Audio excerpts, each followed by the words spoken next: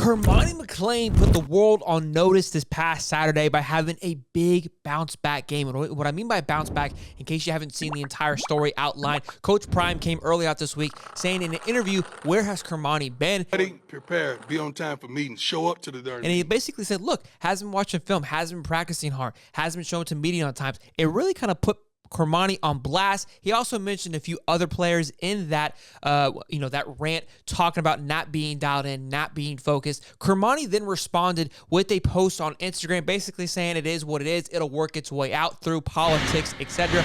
And I came out and made a video thinking like, look, I would have just said hush, hush and performed out on the football field. It almost felt like he may have been going into the portal just due to the drama, wasn't really handling what Coach Prime was saying very well. I was wrong.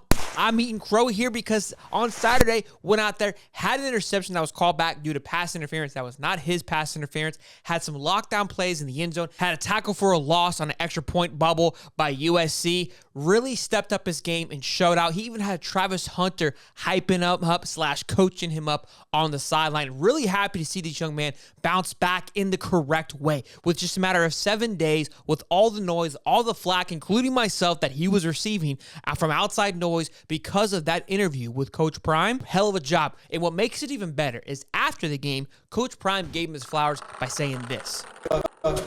Another guy been on his butt, and I'm not going to let off. I'm going to keep my foot on his throat because I know we have him. Cormani, where you at? What?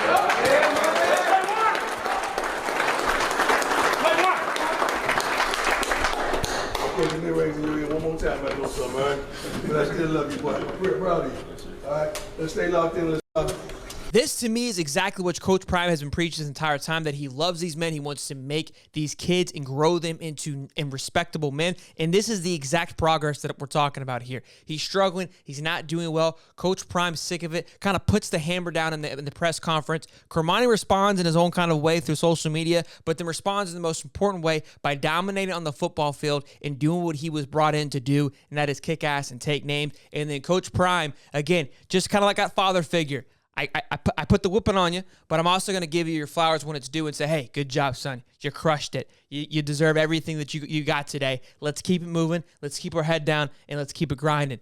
That is massive. I'm excited to see what that's going to do for Cormani. Again, love it for Cormani. Love it for Colorado as well, that they're able to work past this and keep it moving. And this is what college football is all about, watching the ebbs and flows of these young men grow and become the adults that they're once going to be. Look, it's going to be scary, man. Putting something special together. I think, putting recruits on notice to see, hey, this 5-star kid struggled a little bit, had a big game at a big-time moment against USC at home. We'll continue to monitor because it is exciting to see, again, once being the #1 quarterback in the country, once was, supposed to be a Florida lock. So let's keep an eye on what could have been for Florida Gators as well, too. But be sure to smash the like button, subscribe, and we'll see you guys in the next one. Peace.